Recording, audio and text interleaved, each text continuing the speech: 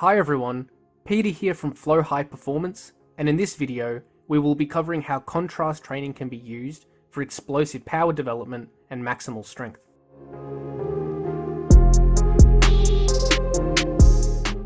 First and foremost, we need to establish what contrast training is. There is some conflict about the exact wording used for this strategy, but for this video we will define contrast training as the following. Contrast training for this video will refer to alternating sets of heavy loaded strength lifts with lighter loaded or unloaded power exercises. Let's now define exactly what strength exercises and power exercises are and how they differ.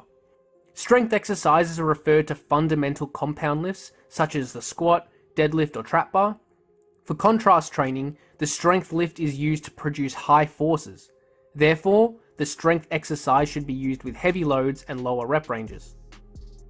Power training, on the other hand, refers to ballistic exercises, meaning that they have no deceleration phase. This includes exercises such as jumping and throwing, where the athlete continues to apply force up until the point at which they leave the ground or the implement is thrown. For contrast training, power exercises should be implemented using no load or light loads and performed with maximal intent. Before we explore how to implement contrast training into a strength and conditioning program, we first need to establish what benefits it may have to athletic performance. Essentially, contrast training may be able to enhance unloaded athletic performance to a greater extent than if strength and power exercises are performed separately.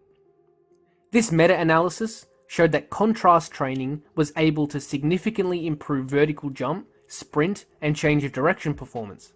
However, this analysis didn't compare the effects of contrast training to the same training interventions performed in a different structure. Although this meta-analysis demonstrated that contrast training was able to improve sprint and maximal strength performance more than a traditional training structure. However, they didn't find any significant difference in vertical jump performance between contrast training and a traditional structure. This makes it difficult to establish whether contrast training actually has benefits compared to the same exercises performed in a different structure. However, it does seem that there may be a slight advantage to using contrast training, although it probably isn't a huge benefit. The most important factor is that strength training and power training are conducted simultaneously in a program, rather than only performing one quality or the other by itself. So why does contrast training allow this potential slight improvement in performance? The reason for this is likely because of the post-activation potentiation effect.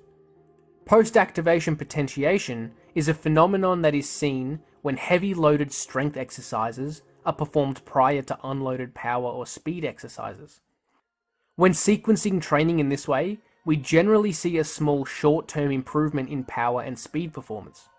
This meta-analysis showed that jump, throw, ballistic exercise, and sprint performance all consistently see a small to moderate improvement in performance when performed after a heavy loaded strength exercise.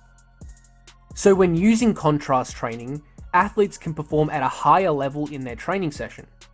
This will probably lead to greater long-term adaptations for the athlete since they are training with higher absolute outputs.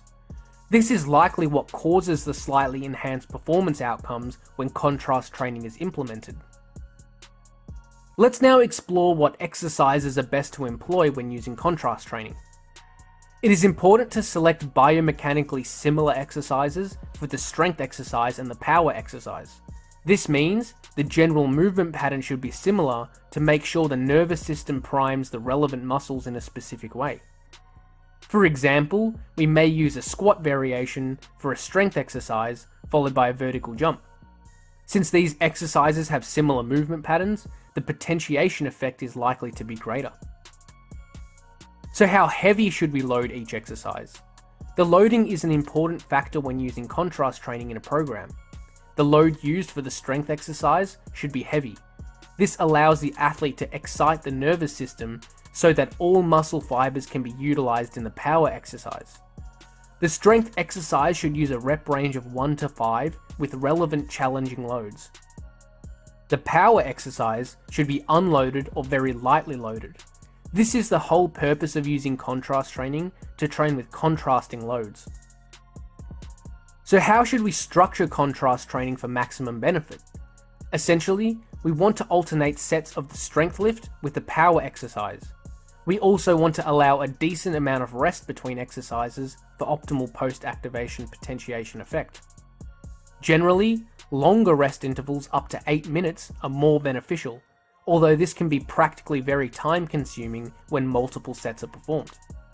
This study compared a 4-minute rest interval to a self-selected rest interval between contrast training with the back squat and the vertical jump. It was found that the participants that used a self-selected rest time rested around 5 to 6 minutes between sets on average, and they also experienced greater post-activation potentiation effects in their vertical jump performance. Therefore, athletes can simply just rest until they feel able to perform the power exercise with maximal intensity. For example, a contrast training session may look something like this. We may include 3 sets of back squats, alternating with 3 sets of box jumps. As we can see here, the athlete will perform 1 to 5 reps of the back squat with a heavy load, rest for a self-selected time until they are ready, and then perform 3 to 5 maximal effort box jumps. The box jump should be able to be performed with greater ability than if they were performed alone. So when in the training year should contrast training be performed? Contrast training should be performed at a time when the athlete is performing strength training with heavy loads and power training with light loads. This is generally seen closer to an athlete's time to peak, as they will usually be lifting heavy loads with low volume and performing power training methods with light loads and fast velocities. Further from an athlete's peak, strength training is generally performed with lighter loads and higher rep ranges, and power training usually uses heavier loads with more of a force emphasis. Therefore, at a time further from an athlete's peak, contrast training is not going to have much of a benefit. So it seems logical to use contrast training during a time when the athlete is close to peak condition. This will allow the athlete to train for maximal strength and velocity-oriented power output. Thanks for watching, and hopefully you got something out of this video. Remember to subscribe if you haven't already.